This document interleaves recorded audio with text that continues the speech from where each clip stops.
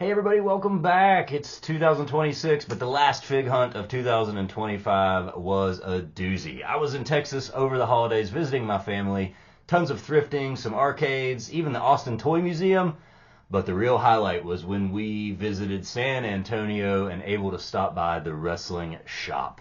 I'm going to share with you what I got, why I got it, right now. Thanks for watching. Happy New Year. Insane selection in San Antonio when we visited the wrestling shop in San Antonio. It's inside of a mall. Hasbro's, LJNs, some Jacks, 2-packs, some of the indie figure companies. Everything was represented there, and I knew I had to leave with something. Actually, as soon as I walked in, it was pretty clear I was going to have to follow a few rules if I was going to make it out of there with any money left at all.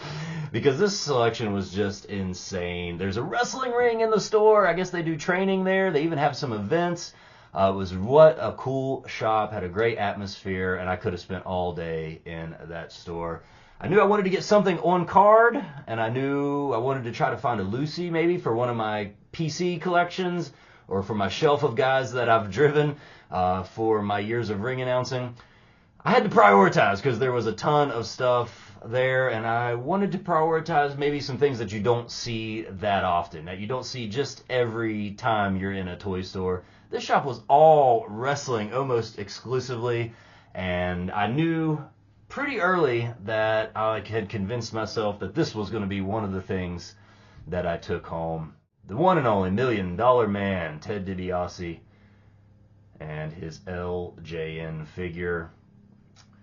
He's in pretty good shape, you know, a little nudge there on the nose, which is not as bad as I've seen. Any Ted I've seen has been pretty beat up, and this was one of the ones I think that was like painted black, and then they added all the other deco on it, and that's why he's so hard to find in good shape, just like the Honky Tonk Man. But this one looks great. The jacket looks good, a little bit of scuffing on the hair. The back of the jacket doesn't look so great, but I mean, who's going to see it in my display? Nobody's going to see the back. And this is such a cool LJN. And yeah, you can see his money is missing. He usually has some cash in there.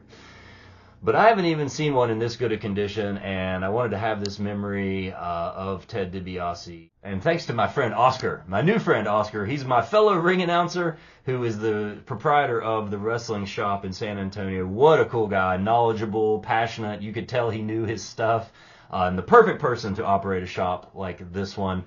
By the way, Ted is one of those guys that I've driven, as I mentioned, for All-Star Wrestling, where I do ring announcing. So if we haven't met, my name's Adam, ring announcer, wrestling fan, and a collector here in the mountain state of West Virginia. And it was a big deal for me to get to shop all the way out in Texas when I was visiting my family. My family was so patient while I was in there, rapping with Oscar about his events that he had coming up. I mean, he handed me one of these flyers. Check this out. Masked Mania. He's got Sam Adonis on there. And some other legends of Lucha Libre. Vampiro is involved with this. That Oscar was so great, and he mentioned when the Major Pod guys, Brian and Matt, did a vlog there in 2020, in February 2020, and he was really, he told me how much that did for his shop. The reaction was almost immediate. It helped him expand his space. He's in a bigger location in that mall now, and in that vlog you can see Oscar's passion. He's so surprised when they walk in. But that was February of 2020, and Oscar mentions he had a bunch of Edge figures there, and he says, you know, after his big return at the Royal Rumble, you know, and everybody's still excited at that point. And boy, nobody knew what was coming when it came to 2020 and the wrestling scene. So I'll put a link to that vlog down in the description here.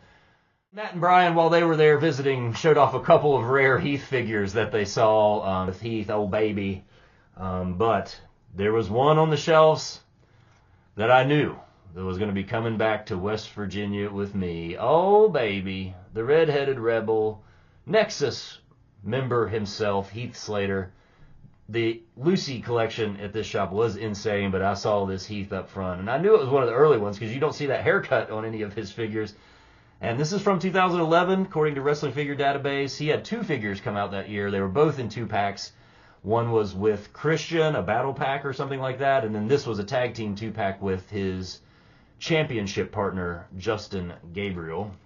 And so super stoked to have this one, and Oscar even knew. He's like, I think this is one of his early ones, man. And I said, yeah, I know. That's why I got to have it. He's coming back to West Virginia with me. And finally, for my on-card purchase, there was tons of stuff I wanted.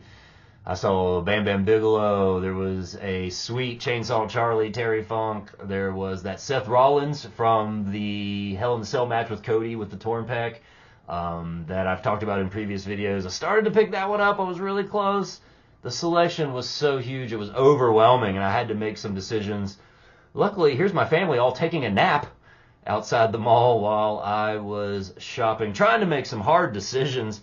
And I finally landed on this one. This is from the Legends series, and I passed on this once. I saw it on the shelf at retail one time, but one time only. And for whatever reason, I passed on it, and I lived to regret that deeply.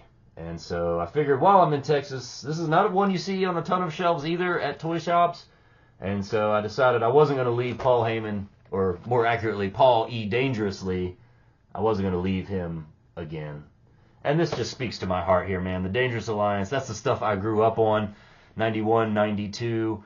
And so this is definitely one of the most vivid and memorable personalities of my early childhood fandom in figure form. I love this one. And it even made the trip back pretty good in box. You know, I packed this bad boy in my suitcase, and he made it okay. I still might open him one of these days, but man, it's kind of hard for me to take that step these days. So if you watched my favorite vintage toy pickups of 2025, you saw my brother from out in Texas. He picked me up an awesome Rock Don Morocco, the magnificent Morocco LJN in minty shape. Well, this time my brother did not disappoint, so a couple of bonus figures arrived as gifts from him for Christmas. First of all, Brutus T.F. Barber Beefcake in LJN form. Look at those abs, hard as a rock. Pretty good shape once again. The shop down near my brother had gotten some LJNs in, and my brother messaged me immediately, which ones don't you have? And I said, see if you can talk him into a deal on a couple figures, and I guess he did. I also got Arriba, Tito Santana. This brings me up to 9 LJNs that I don't have on my shelf back here. Some of them are down there on the floor. And I got to get them into rotation here, so I'm going to have to make some cuts. 9 LJNs that I'm going to have to add to the shelf. I want them all to be together. They deserve to be together. So that's a glimpse at my final pickups of 2025. What an excellent fig hunt. It was an excellent year. I hope this video is going to set the tone for more great fig purchases in this year, 2026. I'm going to put maybe some more footage from the shop at the tail end of this video, and please go check them out on Instagram. Send Oscar a message. Tell him that his ring announcing buddy from West Virginia sent you. And if you're ever in San Antonio, definitely stop by this shop. That's going to do it. Thank you for watching. I hope to see you next time, and I hope you'll come see us at the matches.